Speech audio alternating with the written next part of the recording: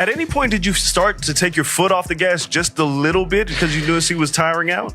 Yeah, definitely. Definitely a bit. You know, I wanted to give the fans a show. Iron Mike Tyson has made a disheartening admission about his recent fight with Jake Paul, revealing that the match wasn't the pure boxing bout many had anticipated. Tyson confessed that a significant portion of the fight was scripted, attributing this decision to the Texas Department of Licensing and Regulation, which would have halted the fight if they had not agreed to script most of it. This revelation has left many boxing fans disappointed. They saw the fight between Tyson and Paul as a battle for the essence of boxing, with Tyson symbolizing the sport's rich heritage, from the amateur leagues, through the ranks, to the intense training and sparring that forged true champions. Tyson's excuse did little to placate fans who were hoping for an authentic display of boxing prowess. They felt let down, as the fight was billed as a serious contest that would honor the sport's traditions. Tyson's admission undermined the integrity of the event, causing frustration among those who viewed it as a beacon for the sport, showcasing its authenticity and deep-rooted values.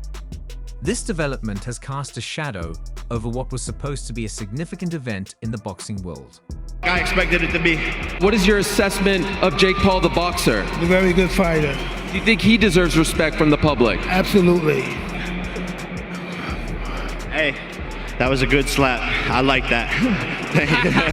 On the other hand, Jake Paul epitomized the easy and controversial path to success, raising concerns about the influence of money on the sport. Sadly, boxing succumbed to the allure of influencer boxing, prioritizing profit over authenticity. The involvement of one of the sport's greatest athletes, Iron Mike Tyson, the baddest man on the planet, only added to the dismay. Tyson's admission of the fight's scripted nature has sparked widespread disappointment among boxing fans. They expected a genuine contest and instead witnessed a spectacle that compromised the sport's integrity. This revelation has cast a somber mood over the boxing community, tainting what could have been a celebration of true boxing values. Show, but I didn't want to hurt someone that didn't need to be hurt. Did you carry Mike? Yeah, I mean a little bit. Yeah, like there was a point where Immediately after the fight, the all-time youngest world heavyweight champion, Mike Tyson, took to X, formerly Twitter, to explain the issues that plagued the build-up to the fight. He admitted that parts of the fight were scripted to minimize health risks. Tyson revealed that the match concluded in a manner akin to actors bidding their audience farewell. Despite his defeat, Tyson expressed pride, partly because he had overcome a significant medical issue, the severity of which had not been publicly disclosed before the fight. In his first social media statement following his loss to Jake Paul, Tyson shared that he had nearly died and lost half of his blood during a medical episode earlier in the year. "This is one of those situations where you lose but still win," Tyson wrote. "I'm grateful for last night. No regrets about getting in the ring one last time. I almost died in June, had 8 blood transfusions, lost half my blood and 25 pounds in the hospital, and had to fight to get healthy. So, I won. To have my children see me stand toe-to-toe and finish 8 rounds with a talented fighter half my age in front of a packed Dallas Cowboys stadium is an experience that no man has the right to ask for. Thank you." It's presumed that the incident Tyson referred to is the one that initially delayed the fight with Paul. The bout, originally scheduled for July, was postponed after Tyson suffered a medical emergency on a flight due to an ulcer. He's an icon, and it's just an honor to be able to fight him. And he's obviously the toughest, baddest man on the planet. So it was really tough. Mike Tyson, the all-time youngest world heavyweight champion, recently made headlines with his bout against social media sensation Jake Paul. However, in the aftermath of the fight, Tyson took to X, formerly Twitter, to reveal some startling truths about the event. He admitted that parts of the fight were scripted to minimize health risks, a decision influenced by the Texas Department of Licensing and Regulation, which would have halted the match otherwise. Tyson detailed how the fight concluded in a manner reminiscent of actors bidding their audience farewell, leaving many fans disheartened. They had expected an authentic boxing match that honored the sport's traditions, with Tyson symbolizing its rich heritage and rigorous path to success.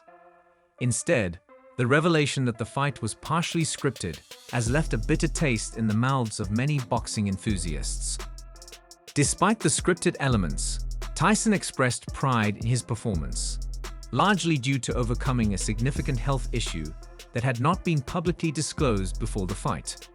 In his first social media statement following the loss to Jake Paul, Tyson revealed he had nearly died and lost half of his blood during a medical episode earlier in the year. "This is one of those situations where you lose but still win," Tyson wrote. "I'm grateful for last night. No regrets about getting in the ring one last time.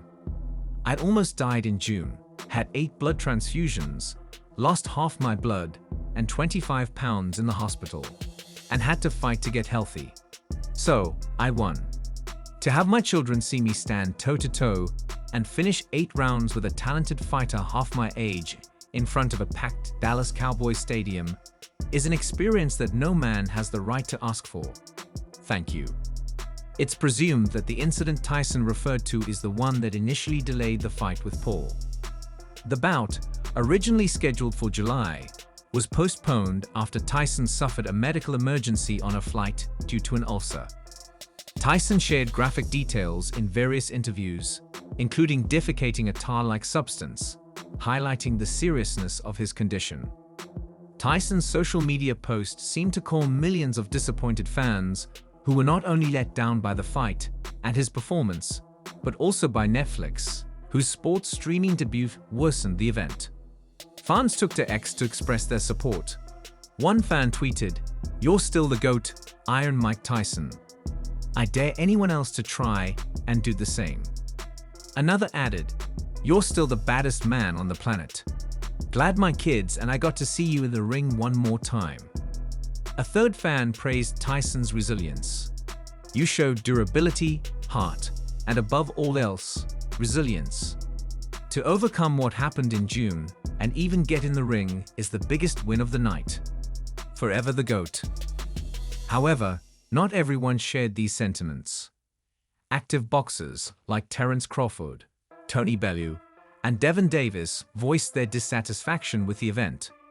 World champion Davis took to social media to criticize Paul, writing on Instagram, "To the bozo that shared the ring with you, you're a whole bozo for this, and you didn't get the job done."